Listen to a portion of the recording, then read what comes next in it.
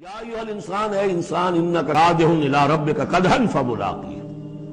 یہ بہت اہم نفسیاتی حقیقت ہے، یہ آگے چل کر سورہ بلد میں بھی آئے گی کہ ہر انسان کو مشقت میں پیدا کیا گیا ہے۔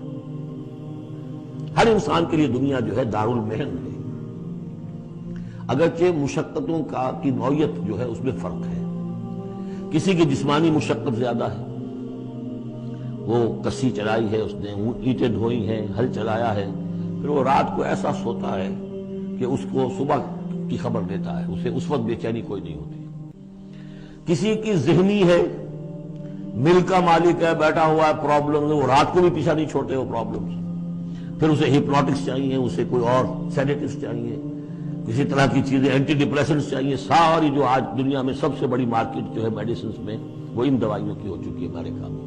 جو سب سے مہنگی دوائیاں وہ یہ ہیں امراض ذہنی کی۔ کن کو ہوتے ہیں؟ عام طور پر جن لوگوں کے ہاں ایفلوئنس ہے۔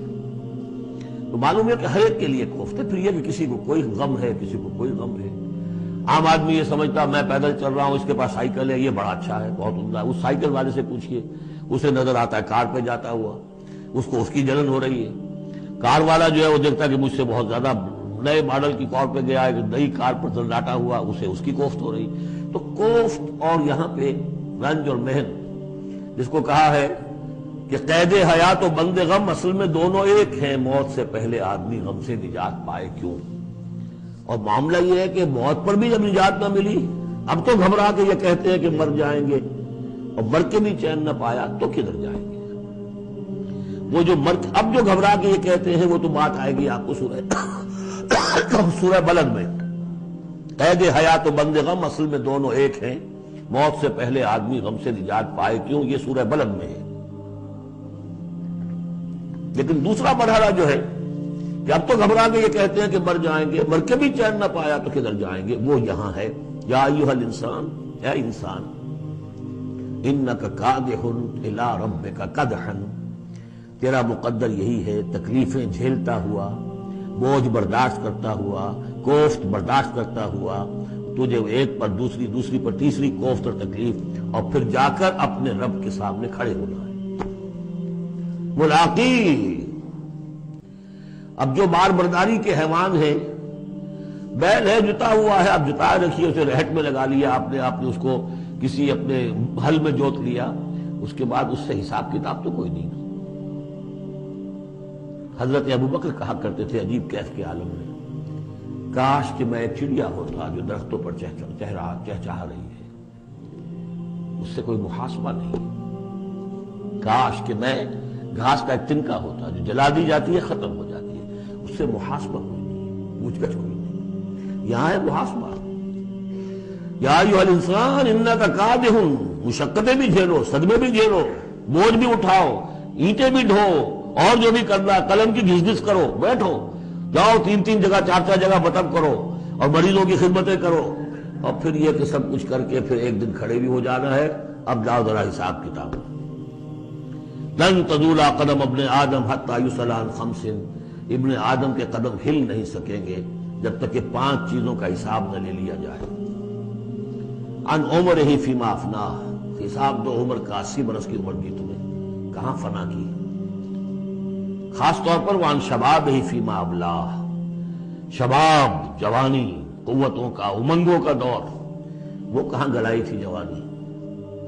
وان مال ہی من این اکتسبہ وفیما انفقہ، مال کا حساب دو، کہاں سے کمایا تھا، حلال سے کہ حرام سے، اور کہاں خرچ کیا تھا، عیاشیوں میں، عللوں تللوں میں، یا ادائے حقوق میں۔ واما علم فیما علم، اما عمل فیما علم، اور 5واں سوال سب سے مشکل ہے، جو علم حاصل ہوا تھا اس میں عمل کتنا کیا۔ اس اعتبار سے ایک بات بتا دوں، برا نہ مانے، جن لوگوں نے پابندی سے یہاں یہ آج کون سا دن ہو گیا ہے، 25واں، ان کی سب سے بڑی مشکل ہو گئی ہے۔ اب سب سے بڑی مشکل اب ان کی ہے۔ اما عمل فیما علم، جو علم حاصل ہوا ہے اس میں عمل کا حساب کتاب ہوگا۔ وہ غریب جنہیں موقع ہی نہیں ملا، کبھی کوئی ایسی صورت ہی نہیں بنی کہ ان کے سامنے قرآن کی دعوت آ گئی ہو، ان کے پاس شاید کوئی نہ کوئی عذر ہو۔ ان کے عذر کا حصہ جائے گا ان پر جن کے ذمہ تھا کہ قرآن کی پہنچایا نہیں پہنچایا. لیکن یہ ہے کہ جن تک یہ بات پہنچ گئی انہیں سمجھ لینا چاہیے کہ بہت سخت ہے معاملہ. یا ایھا الانسان انک کادح الی ربک کدحا فملاقیہ فاما من اوتی کتابہ بیمینہ، تو وہ کہ جس کو دی جائے گی کتاب اس کے داہنے ہاتھ میں فسوف یحاسب حسابا یسیرا، تو اس سے تو لیا جائے گا بہت ہی ہلکا نرم حساب. وہ ہلکا اور نرم حساب کیا ہے؟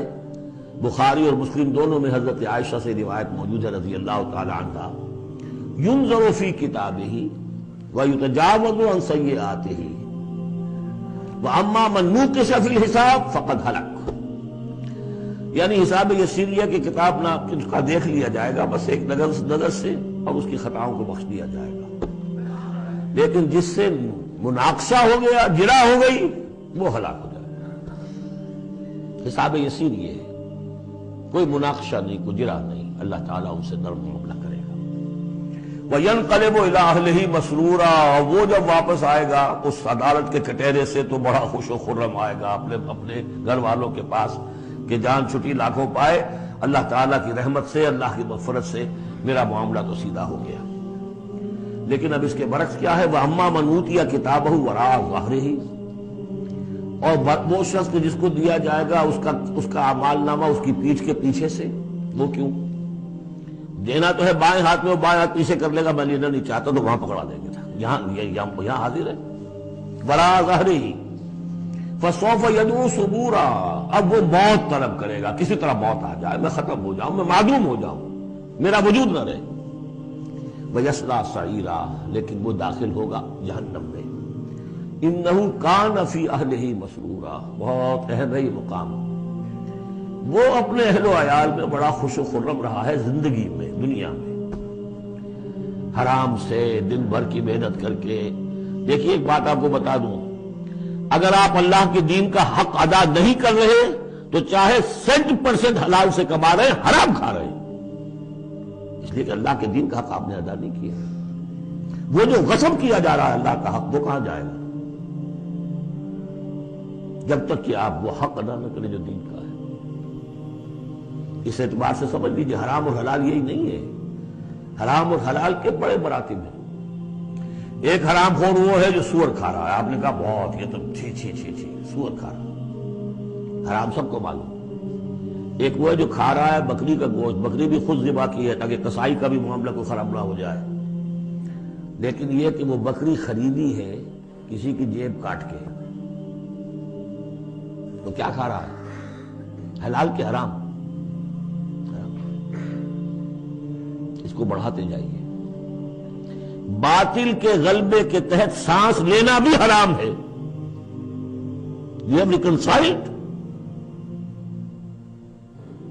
تم نے باطل کو تسلیم کر لیا، ذہن قلبن طاغوت کو تسلیم کر لیا ہے. تمہارا جینا حرام، تمہارا سانس حرام.